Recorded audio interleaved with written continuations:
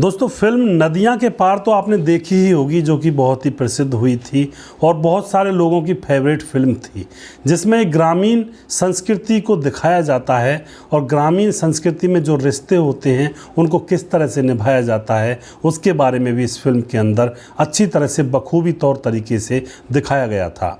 इस फिल्म के अंदर दो भाई होते हैं और जिसमें बड़े भाई की पहले शादी होती है और जिस लड़की से शादी होती है उसकी एक छोटी बहन भी होती है। उस छोटी बहन से छोटा भाई यानी कि सचिन प्यार करने लगता है और जो बड़ा भाई होता है उसका नाम होता है ओमकार। उसकी शादी बड़ी बहन के साथ होती है उसकी। और फिर क्या होता है, बड़ी जो पत्नी होती है यानी कि ओमकार की पत्नी होती है उसकी मौत हो जाती है बच्चा होने के बाद, और फिर उसकी शादी छोटी लड़की से तय कर दी जाती है, लेकिन छोटी से उसका छोटा भाई प्यार करता था और अंत में यहाँ पर छोटी लड़की की शादी छोटे बेटे के साथ ही की जाती है। बड़ी प्रसिद्ध फिल्म थी और बहुत ही अच्छी फिल्म थी, लोगों ने खूब सराहा और लोगों ने खूब इसको देखा था। इस फिल्म के अंदर जो ओमकार होते हैं, जो बड़ा भाई होता है, उनकी मौत बड़ी ही दर्दनाक हुई थी दोस्तों। ओमकार जो कि एक प्रसिद्ध खलनायक के बेटे हुआ करते थे, जो एक्टर हीरा लाल हुआ करते थे, जो कि मशहूर खलनायक थे, और उनका यह जो बेटा था यह भी मशहूर ही हो चुका था। इस बेटे का नाम था इंदर और 35 वर्ष की उम्र में इनकी दर्दनाक मौत हुई थी। दोस्तों यहाँ पर जो मशहूर खलनायक थे हीरा लाल, इनके बेटे जो कि इंदर, जिनकी 35 साल की उम्र में मौत हो गई, बड़ी ही दर्दनाक मौत थी। आखिर कैसे हुई थी और क्या घटना घटी थी, पूरी कहानी यहाँ पर जानने वाले हैं। इस वीडियो को अंत तक ज़रूर देखिएगा अगर पूरी जानकारी लेनी है तो। नमस्कार, मैं हूँ सुदेश कुमार और फिल्मी कहानी चैनल में आपका स्वागत है। हिंदी सिनेमा के पहले खलनायक का खिताब किसी को मिला तो वो थे हीरा लाल ठाकुर। हीरा लाल ठाकुर यानी कि इंदर के पिता। दोस्तों पुराने दौर में नेगेटिव रोल हो या चरित्र अभिनेता का रोल हो, हीरा लाल बखूबी निभाया करते थे। और बादल, यहूदी की लड़की, औरत, गुमनाम, अमर प्रेम, हम सब चोर हैं और कालिया जैसी फिल्मों में लोगों का दिल इन्होंने जीत लिया था। मगर कम ही लोगों को पता होगा कि हीरा लाल के जवान बेटे की मौत कितनी दर्दनाक हुई थी। जवान बेटे का नाम था इंदर। हीरा लाल ठाकुर की शादी लाहौर में 1945 को हुई थी। उनकी पत्नी का नाम था दर्पण रानी और उनको 6 बच्चे थे, जिनमें 5 बेटे और 1 बेटी थी।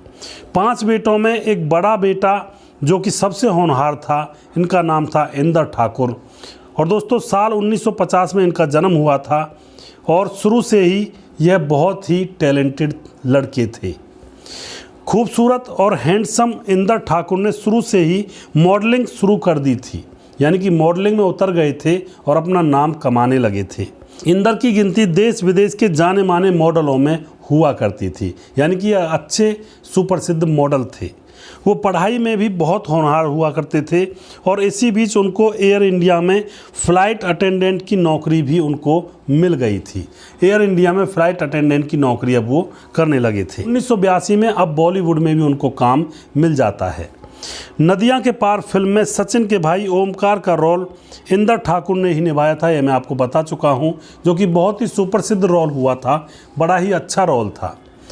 पहली फिल्म से इंदर की पहचान बन गई थी, यानी कि नदियां के पार जो फिल्म थी उसी से इनको लोग पहचानने लगे थे। उसके बाद उनको हीरो, चटपटी, तुलसी जैसी फिल्मों में भी अहम किरदार निभाने को मिला था। दोस्तों 1985 में अमेरिका में हुई फैशन डिज़ाइनिंग प्रतियोगिता को जीतकर देश का नाम ऊंचा किया था इन्होंने, इंदर ठाकुर ने।